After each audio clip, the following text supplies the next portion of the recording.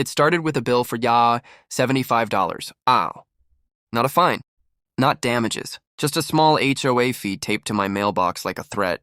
The note said I owed me $75 for lake maintenance and warned that failure to pay would result in legal action. There was just one problem. I wasn't part of their HOA. I never signed anything. Never agreed to rules. Never attended meetings. So I ignored it. That's when Karen stepped in. Karen lived near the lake and acted like she owned it. She wore authority like a costume and spoke like everyone owed her obedience. One afternoon, she stormed up to me holding a clipboard. "You can't refuse HOA fees," she snapped. "Everyone pays," I calmly replied. "I don't belong to your HOA." Her expression changed instantly. She leaned closer and said, "Oh, you'll pay. Trust me." A few days later, another notice arrived. Final warning. Same 75, still not my HOA.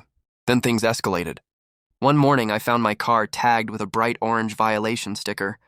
Unauthorized parking on HOA-controlled road. That's when I realized this wasn't about money. It was about a control. I removed the sticker and went about my day. That afternoon, Karen stood at the end of my driveway, phone raised, recording me. She shouted loudly, "This man is refusing HOA rules. I'm calling the police." I didn't argue.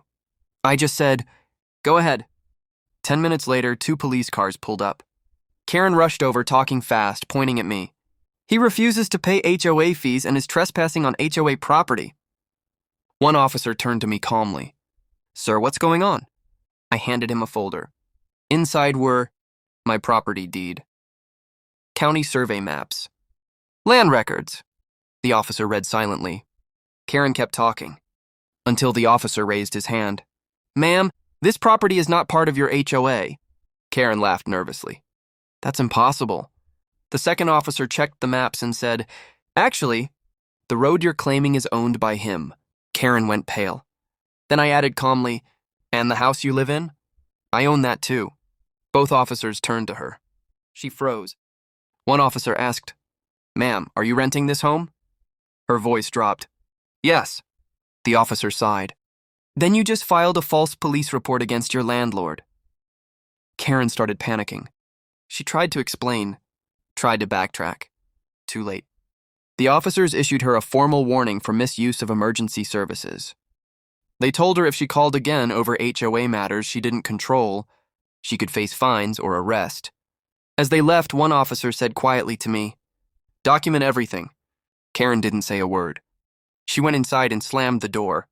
A week later, I received an email. "Subject to your apology." One short sentence. "I misunderstood the situation. I won't contact you again." That 75 HOA dispute, it cost her authority, her confidence, and any power she thought she had. Sometimes it only takes $75 to turn entitlement into a police nightmare.